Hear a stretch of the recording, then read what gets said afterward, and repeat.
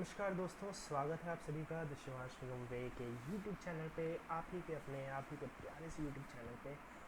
Friends, आज हम बात करने वाले हैं एक ऐसी न्यूज़ की जिसने शायद मुझे भी हिला के रख दिया। और वो न्यूज़ ये थी जो मेरे मनी कंट्रोल पे नोटिफिकेशन से मुझे मिली थी, और उस न्यूज़ की वजह से मैं रात के 1:30 बजे बैठ के वीडियो यहाँ पे बना रहा हूँ, क्योंकि ये बहुत ही ज़रूरी है। WTI में क्रूड फ्यूचर्स जो हैं डैट हैव क्रैश्ड ओवर 300%। और प्राइस जो आप यहाँ पे अपनी स्क्रीन पे देख रहे हो ना, ये प्राइस सच में मुझे भी यकीन नहीं हुआ। पहले तो मुझे लगा ये डैश लिखा होगा और $36 क्रूड हो गया, तो मुझे लगा $36 क्रूड कैसे हो गया अचानक से। ठीक है, फिर मैंने मतलब मुझे ये लगा कि ये एकदम से अपसाइड आ गई और यहाँ पे क्रैश लिखा हुआ है। फिर मुझे समझ आया कि भैया ये -$36 पर बैरल लिखा हुआ है। और इस चीज़ को पहले तो मुझे सच में बिलीव नहीं हुआ, फिर मैंने नीचे पढ़ा जब, तब मुझे समझ आया कि भैया जो मैं सोच रहा हूँ एकदम सही है। और चाहो तो आप इस आर्टिकल को पढ़ सकते हो मनी कंट्रोल की वेबसाइट पे जाके। मैं इसको पढ़ के आपको सुनाने नहीं वाला, लेकिन मैं ये बताने वाला हूँ कि मेरा जो है क्या पर्सपेक्टिव है, क्या मानना है, और कैसे इस ये जो गिरावट है इसका आप लोग फ़ायदा उठा सकते हो। ठीक है, तो क्रूड ऑयल में सबसे पहले तो बात कर लेते हैं कि इतनी बड़ी जो गिरावट आई है और जो प्राइस हमें नेगेटिव में दिख रहा है, नेगेटिव में दिख रहा है, इसका क्या मतलब हुआ? अब इसका मतलब यही हुआ कि ये कोई ऐसा सामान है जो अगर आप मुझसे ख़रीद लोगे तो मैं आपको ही पैसे देने के लिए तैयार हूँ। बिल्कुल सच बात है, और यही मैंने आज की वीडियो का टाइटल रखा है, डूड वेयर्स माई क्रूड, राइट? सो चलो जानते हैं क्या हुआ आज हमारे पास। मतलब क्रूड ऑयल में ऐसा क्या हो गया कि आज ही के दिन हमें 300% की भारी गिरावट दिखी। मतलब ऐसा नहीं कि एक साल की गिरावट, एक महीने की गिरावट, एक हफ्ते की नहीं, ये सिर्फ एक दिन की गिरावट है।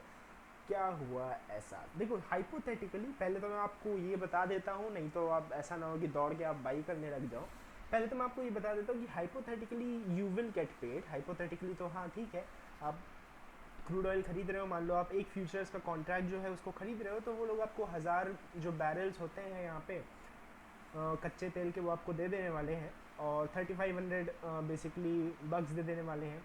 ठीक है, बट उसको स्टोर करने के लिए, या मतलब जो भी उसमें प्राइस लिखा था, ठीक है, $36 समथिंग, 36 $, तो बेसिकली वो 3500 के आसपास हो गया, आप अगर एक लॉट के हिसाब से अगर एस्टिमेट करोगे उसको।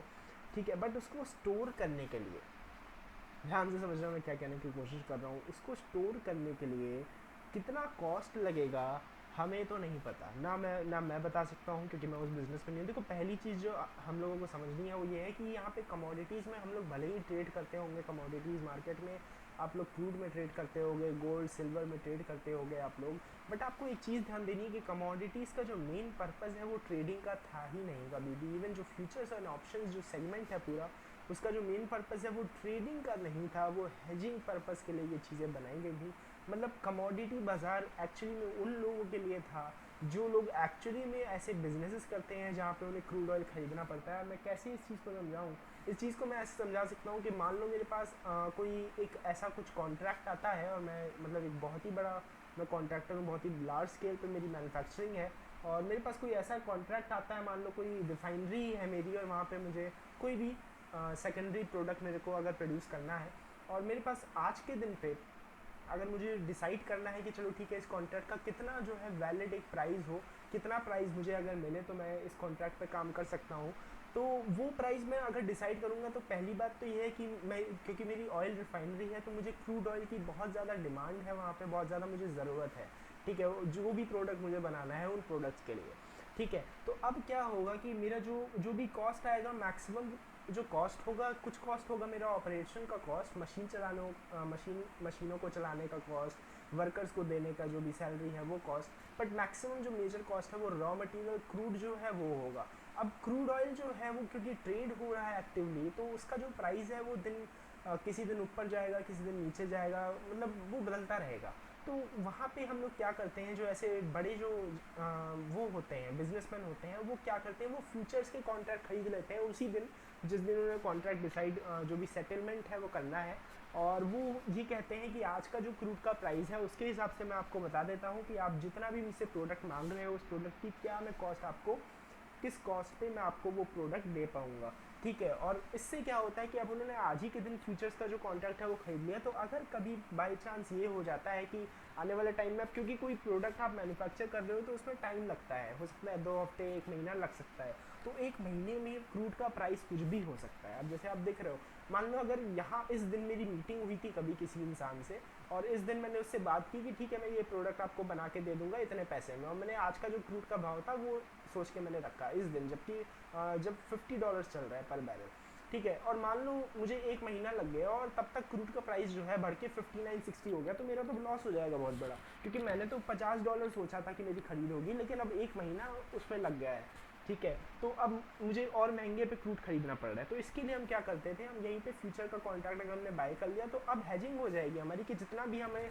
एक्स्ट्रा पे करना पड़ेगा क्रूड खरीदने के लिए उतना हमें यहाँ से प्रॉफिट हो जाएगा, ठीक है। रिवर्स केस भी ट्रू है कि अगर मान लो हमारा जो सेटलमेंट है वो कॉन्ट्रैक्ट यहाँ पे कभी हुआ 62 इन सब पे हुआ, और उसके बाद क्रूड अगर गिर गया तो वहाँ पे मेरा लॉस हो जाएगा, ठीक है। लेकिन एक्चुअली मैं नो प्रॉफिट नो लॉस में हमेशा रहने वाला हूँ, तो प्ले इट सेफ करने के लिए वो लोग ऐसा करते हैं कि यहाँ पे मुझे क्रूड तो सस्ते दाम पे मिल जाएगा बाजार में, लेकिन यहाँ पे मेरा ट्रेडिंग में लॉस हो जाएगा, ठीक है। तो वो कंपनसेट हो जाएगा क्योंकि मुझे सस्ते दाम पे मिल रहा है, तो मैंने आज का जो प्राइस है उस पर डिसाइड मैंने कर लिया अपना ऑर्डर। अब बात करते हैं कि क्रूड नेगेटिव में आया तो आया कैसे। देखो हाइपोथेटिकली आपको पेमेंट मिलेगी, बट आपको उस क्रूड को स्टोर करना पड़ेगा, पहली चीज़। दूसरी चीज़, अपने घर में डिलीवरी अगर आपको लेनी होगी, मैं आपको बता देता हूँ क्यों डिलीवरी लेनी होगी, क्योंकि ये जो मई 2020 का कॉन्ट्रैक्ट है ये कल एक्सपायर होने वाला है।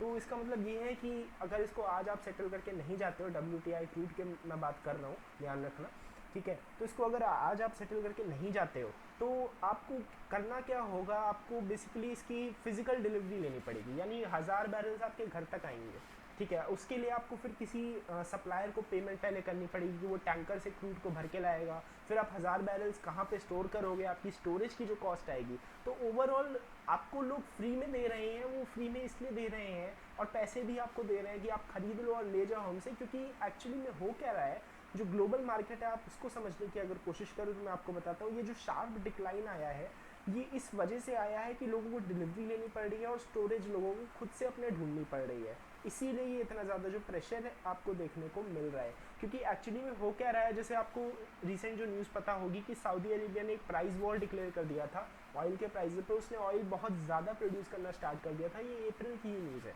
ठीक है। रशिया पे एक प्राइस वॉर उसने ऐसे डिक्लेयर किया था कि बहुत ज़्यादा, देखो सप्लाई डिमांड का यहाँ पे कॉन्सेप्ट होता है शेयर मार्केट में किसी भी चीज़ का, ठीक है। उससे पहले मैं आपको बता देता हूँ कि आप मुझे सुनो, क्यों सुनो आप मुझे, इसलिए क्योंकि मैंने ये जो क्रूड की प्राइस जो ये है मैं इसको शॉर्ट करके, हालांकि मेरे पास तो इतने मार्जिन्स नहीं थे तो मैं तो नहीं कर पाया, बट मुझे लगता है मेरे काफ़ी लोगों ने किया होगा।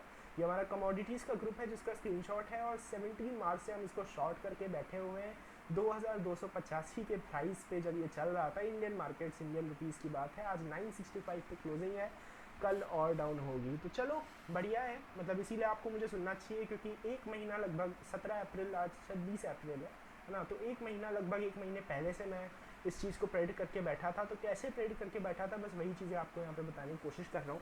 पहली चीज़ तो ये है कि क्योंकि कोरोना वायरस की वजह से लॉकडाउन है, आपको पता ही है, तो ग्लोबल जो डिमांड है क्रूड की वो काफ़ी कम हो गई है, ठीक है। डिमांड काफ़ी कम, एक्चुअली जो मेजर जो यूज़ था इसका वो रिफाइनरीज में था, बंद है, ठीक है। एयरलाइंस में था, बंद है। पेट्रोल पंप्स में था, लेकिन लोग अब घर पे बैठे हैं तो अब पेट्रोल ज़्यादा कोई खरीद नहीं रहा है। जिन थोड़े बहुत जिन चंद लोगों का काम है, जिनको इधर उधर जाना रहता है, ठीक है, जैसे अब कुछ एसेंशियल सर्विस में जो लोग हैं उन्हीं को बस यूज़ पड़ रहा है इस चीज़ का, ठीक है। तो डिमांड बहुत कम है, ठीक है, लेकिन सप्लाई नहीं रुक रही। देखो सऊदी अरेबिया ने प्राइस वॉर डिक्लेयर किया, अब उसको काउंटर करने के लिए रशिया भी वहाँ पे प्रोडक्शन बढ़ा रहा है। तो क्या हो रहा है कि ग्लोबल जो मैन्युफैक्चरर्स हैं वो प्रोडक्शन बढ़ाए जा रहे हैं, लेकिन डिमांड है नहीं। तो यहाँ पे सप्लाई जो है वो बहुत ज़्यादा हो गई है। मतलब आप समझ रहे हो कि एक कहावत थी जो बचपन में हम सुना करते थे, ठीक है, और वो कहावत ये थी कि अगर पैसे जो है वो पेड़ पे उगते तो पैसों की भी कीमत वही होती जो पत्तियों की कीमत है। मतलब क्या, कुछ नहीं होती, ठीक है, क्योंकि पत्तियाँ इतनी सारी हैं संसार में, इतनी अबंडेंस में है, जिसको चाहिए वो ले सकता है, ठीक है, जिसको भी चाहिए वो ले सकता है। तो यहाँ पे इसीलिए सप्लाई और डिमांड। अब गोल्ड जो है उसकी कीमत क्यों होती है, क्योंकि उसकी सप्लाई जो है वो इतनी प्रोड्यूस नहीं होती, ठीक है। वो मतलब उसकी डिमांड के कंपैरिजन में अगर आप बात करो तो नहीं तो है क्या, वो तो मेटल है ना बेसिकली, और क्या है वो, ठीक है, मेटल है, ठीक है, अब जो मेटल्स बहुत ज़्यादा अबेंडेंस में है हमारे पास, उनकी हमारे लिए बहुत ज़्यादा डिमांड नहीं है, तो कॉस्ट बहुत ज़्यादा नहीं है, तो यहाँ पे डिमांड और सप्लाई का रूल चलता है। ठीक है, करेंसी में किसी भी मार्केट में बस डिमांड और सप्लाई का रूल चलता है। सप्लाई बहुत ज़्यादा बढ़ जाएगी तो नेचुरल सी बात है उसके प्राइजेस जो हैं वो गिरने, और यहाँ पे नेगेटिव रीजन में मेरे को प्राइजेस दिख रहे हैं। ओह माय गॉड, मतलब क्या ही बोलूँ, इस चीज़ पे कुछ समझ नहीं आ रहा क्या बोलूँ, लेकिन ठीक है, कोई बात नहीं। तो नेगेटिव रीजन में प्राइस दिख रहे हैं, इसका मतलब ये नहीं कि आपको पैसे मिलने लग जाएंगे खरीदने के लिए। ठीक है, इसका मतलब बस ये है कि बेसिकली यहाँ पे हो क्या रहा है, यहाँ पे हो यही रहा है कि आपको मतलब कॉस्ट आपका उससे ज़्यादा लगना है। ठीक है, यहाँ पे शेयर मार्केट है और शेयर मार्केट में कोई भी चीज़ आपको फ्री में नहीं मिलने वाली, कभी भी याद रखना इस चीज़ को। फ्री में कोई भी चीज़ आपको शेयर बाज़ार में नहीं मिलने वाली। हर चीज़ जो है आपको एक कॉस्ट पे ही मिलेगी, और वो कॉस्ट आपको समझनी है, वो कॉस्ट आपको लगनी ही लगनी है। ठीक है, तो इस चीज़ को आपको ध्यान रखना है। तो न्यूज़ है तो न्यूज़ को देख कर दौड़ के ना तो सेल करना है, सेल तो करोगे नहीं, नेगेटिव प्राइस हो गया है तो यहाँ पर तो सेल करोगे नहीं। ठीक है, और ना ही दौड़ के इसको बाई करना है। तो करना क्या है, इस चीज़ की हम बात करते हैं। बट उससे पहले मैं आपको एक और चीज़ बताना चाहता हूँ कि बेसिकली यहाँ पे जो कॉन्सेप्ट है, शायद आप जो कॉन्सेप्ट है आप लोग समझ गए होंगे कि यहाँ पे हो क्या रहा है। यहाँ पे सप्लाई, यहाँ पे प्रोडक्शन इसका कंटिन्यूसली हो रहा है, लेकिन डिमांड इसकी बहुत कम है। और एक जो एस्टिमेशन है वो ये है कि बेसिकली क्रूड जो है एक जैसे जो डिमांड है उसकी फ्यूचर की जो एक्सपेक्टेशंस है वो भी कम है। ठीक है, क्योंकि लॉकडाउन है पहली चीज़, और दूसरी चीज़ प्रॉब्लम ये है कि जो सेकंड क्वार्टर है, जो हमारा अपकमिंग क्वार्टर है अभी, ठीक है, मैं बात कर रहा हूँ 2020 का जो दूसरा क्वार्टर है, ठीक है, उसकी मैं बात कर रहा हूँ। तो उसमें भी एस्टिमेशन है कि बेसिकली क्रूड जो है उसकी डिमांड लगभग 15 मिलियन डॉलर्स कम होने वाली है सप्लाई से। ठीक है, तो ये एस्टिमेशन है पर डे की। ठीक है, तो आप सोच सकते हैं पूरे क्वार्टर के लिए क्या होगा, मतलब बहुत बड़ा फिगर ये हो जाने वाला है। ठीक है, जिसका मतलब ये है कि हमारे पास इनफ स्टोरेज नहीं रहेगी और हमें फिर कहीं इसे किसी नदी वदी में बहाना पड़ जाएगा, तो ऐसा ही कुछ हो सकता है। ठीक है, मतलब कोई स्टोरेज नहीं है तो क्या किया जाए। ठीक है, तो लोग, मजबूरी है लोगों की कि भैया कह रहे हैं कि हम पैसे दे देंगे आपको, आप इसको ले जाओ इनसे। ठीक है, तो चलो देखते हैं क्या होता है अभी क्रूड में। लेकिन हाँ, इससे अब कैसे आप बेनिफिट कैसे उठा सकते हो क्रूड के ये जो प्राइस है इनसे। देखो, इन प्राइजेस से आप बेनिफिट तो ऐसे सच आप ये उठा सकते हो बस कि एक सेकेंड में थोड़ा सा इसको, चलो बेनिफिट तो ऐसा आप ये उठा सकते हो कि आपको कुछ ऐसे स्टॉक्स और कुछ ऐसे सेक्टर्स पे आपने ध्यान देना है जो सेक्टर्स क्रूड ऑयल पे चलते हैं, जो सेक्टर्स जो क्रूड ऑयल जो कमोडिटी है उस पर डिपेंडेंट है। क्योंकि देखो, पहली चीज़ तो ये, अगर ये कैश का कोई स्टॉक होता तो मैं इसको दौड़ के बाई करता, लेकिन ये क्योंकि है फ्यूचर्स का कॉन्ट्रैक्ट और मुझे नहीं पता। देखो, लॉन्ग टर्म में तो मुझे पता है ये कमोडिटी है, तो ऑब्वियसली ऐसा नहीं होने वाला है कि भैया ये एकदम जो है फ्री में मिलने लग जाएगा आपको या कुछ ऐसा होगा। हाँ, डिमांड थोड़े बहुत कुछ क्वार्टर्स के लिए कम रहेगी, बट लॉन्ग टर्म में ये नेगेटिव प्राइस में नहीं रहेगा, मुझे इतना पता है। तो अगर ये कैश का कोई स्टॉक होता तो मैं इसको दौड़ के बाई करता। बट एक्चुअली में प्रॉब्लम ये है कि क्योंकि ये फ्यूचर्स का कॉन्टैक्ट है और फ्यूचर्स को अभी बाई हम कर नहीं सकते, क्योंकि भैया फिजिकल डिलीवरी तो हम ले नहीं पाएंगे। तो वो करना क्या है, करना तो ये है भैया कि क्रूड ऑयल में तो ट्रेडिंग आपको नहीं करनी। उसके साथ एक और चीज़ बताऊँ, गोल्ड और सिल्वर में भी आपने ट्रेडिंग बिल्कुल नहीं करनी। ठीक है, गोल्ड और सिल्वर में अगर इन्वेस्टमेंट है तो उससे निकलने की कोशिश करनी है, क्योंकि क्रूड ऑयल का ये जो रिपल इफेक्ट एक आता है, ठीक है, एक कमोडिटी पे आया है, गोल्ड और सिल्वर पे भी मुझे लगता है आ सकता है, आधे भी हो सकते हैं वो। ठीक है, मैं बस बता रहा हूँ, थोड़ा सा कॉशियस रहना वहाँ पे ज़रूरी है। कोई प्रेडिक्शन नहीं है मेरा, ठीक है, लेकिन बस बता रहा हूँ कि थोड़ा सा कॉशियस आपको रहना है वहाँ पे अगर आप ट्रेडिंग करते हो उसमें तो। ठीक है, अब यूज़ कैसे करना है इस गिरावट का। देखो, इस गिरावट के लिए आप कुछ वो कंपनीज जो एक्चुअली में इस प्रोडक्ट को यूज़ कर रही हैं, ठीक है, आप उन कंपनीज़ को छाटो, उन कंपनीज़ को ढूंढो। मैं चाहता हूँ आप कमेंट सेक्शन में मुझे बताओ कौन से ऐसे सेक्टर्स हैं जो आपको लगता है कि क्रूड ऑयल को यूज़ करती हैं। पेंट सेक्टर है मेरे हिसाब से, ऑटो सेक्टर है मेरे हिसाब से, उसके बाद पावर सेक्टर, एनर्जी सेक्टर है मेरे हिसाब से, एयरलाइन स्टॉक्स है मेरे हिसाब से। वो अगर इस टाइम चाहे तो क्रूड ऑयल वो स्टोर करके रख सकते हैं अपने पास। ठीक है, और बाद में, मतलब बाद में क्या, वो तो बेसिकली यूज़ अभी भी चाहे कर सकते हैं, जब भी लॉकडाउन खुले उस टाइम से वो यूज़ करना स्टार्ट कर सकते हैं। तो उनके जो ऑपरेशन के कॉस्ट हो जाएंगे वो काफ़ी ड्रास्टिकली रिड्यूस होने वाले हैं यहाँ पे। ठीक है, ये उनका बेनिफिट है। जैसे एशियन पेंट्स, बर्जर पेंट्स, ये सारे जो स्टॉक्स हैं जो पेंट बनाते थे क्रूड से बेसिकली, अब उनका जो कॉस्ट है बेसिकली रॉ मटेरियल का वो बहुत ज़्यादा कम होने वाला है। ठीक है, और इसका बहुत बड़ा इम्पैक्ट पड़ सकता है आने वाले नेक्स्ट क्वार्टर में। तो ऑब्वियसली नहीं, क्योंकि अब ऑपरेशन ही डाउन है, बिजनेस ही क्लोज है। बट शायद 2-3 क्वार्टर्स के बाद हमको एक अच्छा इम्पैक्ट इन पे देखने को मिल सकता है। तो ऐसी कंपनीज आप मुझे कमेंट सेक्शन में बताओ, ताकि मुझे भी बताओ और दूसरों को भी बताओ, ताकि सभी को पता चले कि कौन सी ऐसी कंपनीज हैं, कौन से ऐसे सेक्टर्स हैं जो सेक्टर्स क्रूड को यूज़ करते हैं और जो सेक्टर्स यहाँ पे फ़ायदा इसका उठा सकते हैं। जो मुझे लगता था मैंने वो आपको बता दिया। तब तक के लिए मिलते हैं आपसे नेक्स्ट वीडियो में। हाँ दोस्तों, जाने से पहले मैं आपको एक चीज़ ज़रूर बता देना चाहता हूँ कि ये जो मैंने बेसिकली क्रूड का ट्रेड दिया था, इस तरीके के जो ट्रेड्स थे, मैं एक और चीज़ आपसे यहाँ पे आज ही डिस्कस करना चाहता हूँ। वो ये है कि आज मार्केट सुबह जो थी, मैंने एक मैसेज डाला था लगभग कल रात के 3 बजे मैसेज डाला था मैंने कि मार्केट जो है वो ग्रीन रह सकती है आज। फिर ये भी बोला था कि चेक करूँगा मैं कल मार्केट के ओपनिंग के पहले। फिर इस व्यू को, ओपनिंग हमारी 9:15 बजे होती है, 8:30 बजे 8:40 पे मैंने मैसेज डाला कि भैया ये व्यू रद्द हो गया है और मुझे लगता है कि लाल ओपन होने वाली है। ठीक है, और अगर आज लाल क्लोज भी होती है तो अगले दिन कुछ दिन एक्सट्रीमली बेरिश में रहने वाला हूँ निफ्टी पे। ठीक है, यानी ब्रॉडर मार्केट पे। और यहाँ पे टेक्निकल चार्ट भी डाल सकते जो मुझे ऐसा लगता है। ठीक है, और टेक्निकल पैटर्न नेगेटिव है, ये भी बोला था आपसे।